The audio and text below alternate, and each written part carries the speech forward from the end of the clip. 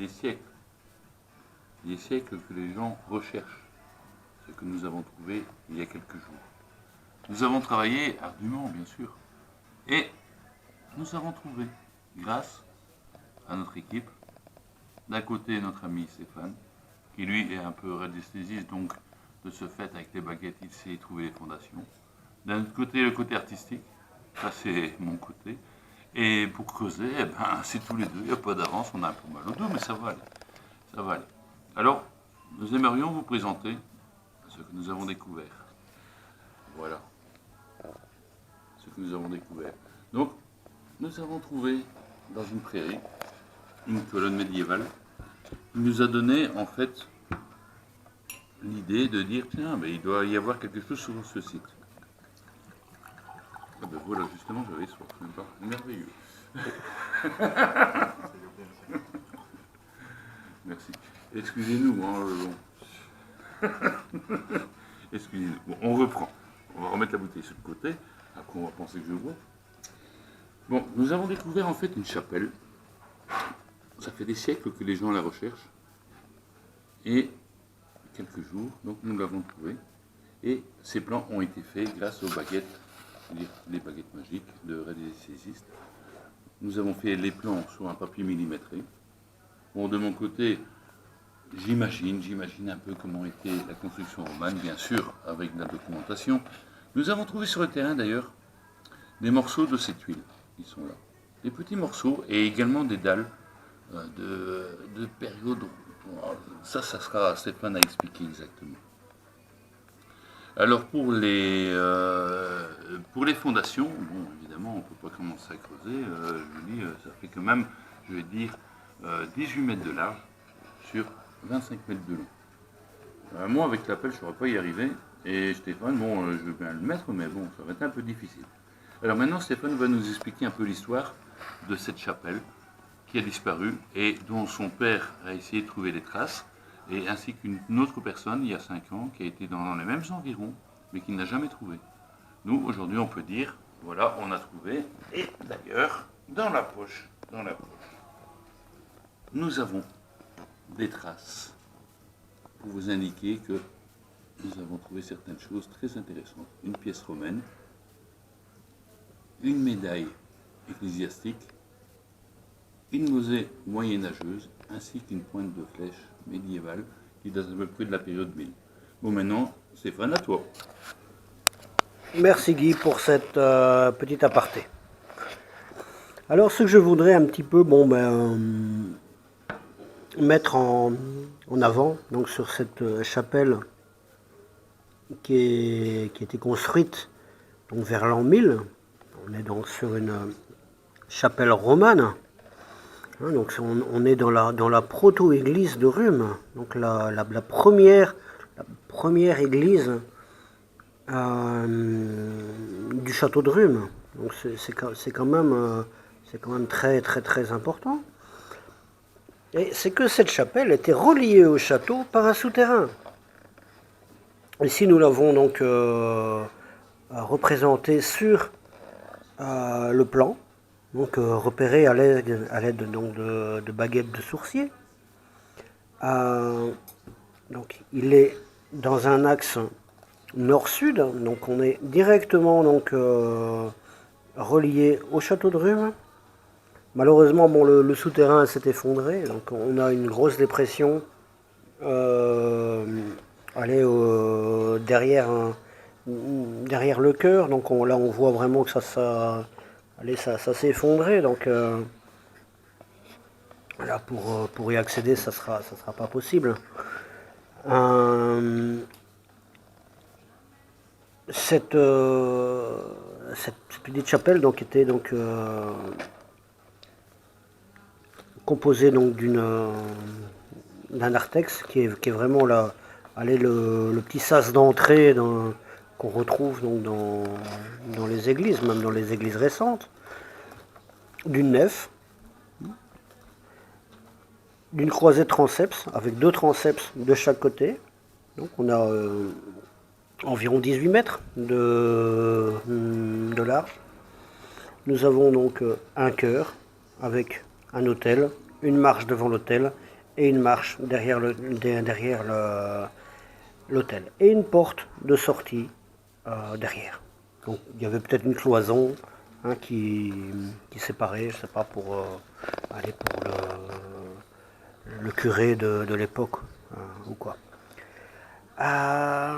Ce que je voulais aussi vous dire, donc, c'est que cette chapelle a été détruite vers 1566 par les iconoclastes. Les iconoclastes, donc, c'était des genres de vandales, c'était des pirates qui étaient contre l'église catholique et qui détruisaient donc les édifices. Le Tournaisis a été donc confronté à ces iconoclastes, je ne sais plus parler, en 1566. Cette chapelle. Attends. Oula, tu es en train de faire des... Eh ben, le patron du resto qui vient nous dire bonjour. Donc voilà, je continue. Voilà, donc cette fameuse chapelle a disparu des cartes et de la mémoire de la population donc au XVIe siècle, 1566. Et on a essayé de rechercher cette chapelle. Les historiens locaux ont essayé de rechercher. Et bon, voilà. C'est juste par un concours de circonstances, une petite promenade à vélo, que là on a retrouvé donc une colonne en surface. Et par ce biais, On a trouvé ça aussi, Stéphane. Oui. N'oublie pas de démontrer, parce que là c'est quand même des preuves. Voilà, donc nous avons retrouvé donc sur le terrain en surface une petite pointe donc de flèche qui date du Moyen-Âge. Vu la soie rectiligne, on est certainement donc vers l'an 1000, peut-être même avant. Nous avons une petite médaille religieuse. Pour moi, elle date du 14e. Hein. Donc on est en période gothique. Donc, mais bon, comme cette chapelle a été détruite bien après, c'est normal. Nous avons une petite monnaie qui n'est pas encore identifiée d'ailleurs, en argent médiéval. Bon, là aussi, pour moi, je pense qu'elle date des environs de l'an 1000. Mais bon, là, il faudra faire une étude dessus. Et par hasard aussi en surface, une autre petite monnaie, une romaine, qui doit être une monnaie de Philippe, je pense. Bon là, faut dire, on l'a trouvé il y a quoi, il y a quelques heures, donc on n'a pas su faire les recherches. Voilà. Donc pour l'instant, ce sont les informations que l'on a donc sur cette chapelle. On espère en trouver d'autres. Nous savons donc maintenant qu'il y a des bâtiments qui sont attenants à la chapelle. Donc on a des autres structures à côté qui ont été repérées aussi avec les baguettes de sorcier. C'est des grosses structures. Maintenant, bon, on ne sait pas si ça date de l'époque de la chapelle ou avant ou après. Bon, là ça sera donc encore une petite recherche sur le terrain, une recherche historique, de petits indices des fois. Bon, allez, un petit bout de tuile. Des fois, c'est des petites choses. Hein, un petit bout de tuile, un petit bout de brique, un petit bout de mortier. Là, ça peut donner des indices, un peu comme une recherche, je veux dire, de trésor, quoi. Parce que cette chapelle est en fait un trésor. Un trésor. Pour le patrimoine, c'est un trésor. Donc, je vais vous laisser. On va continuer notre petite recherche et si on va se manger un petit truc au resto. Hein, donc voilà, donc on a du vin et le plat va arriver tout à l'heure. Donc pour vous informer. Bon, bah, c'est du filet de colin avec une sauce au chicon. Donc voilà. Aux endives pour les Français, parce que bon, voilà. Allez, bah donc au revoir à tous et merci de m'avoir écouté. J'espère que j'ai, ouais, santé aussi, hein, bon santé. J'espère que j'ai pas été trop long. Hein, Non, et non, non. on vous donne plein d'infos, plein d'infos. Et rejoignez-nous donc sur Rhume Histoire Patrimoine, hein, donc allez sur Facebook, donc Rhume, R-U-M-E-S, hein, Histoire, et Patrimoine, hein, Oui, R-H-P. On vous donnera le lien, donc s'il y a des amateurs, ben, allez-y. On est des passionnés d'histoire. Ah oui aussi, bon, ben, Guy me dit que on aimerait bien avoir quelqu'un du coin, dans la région de Rhume, qui possède un drone. Donc voilà. Donc ça nous c'est aide beaucoup. juste pour faire des photos aériennes. Voilà.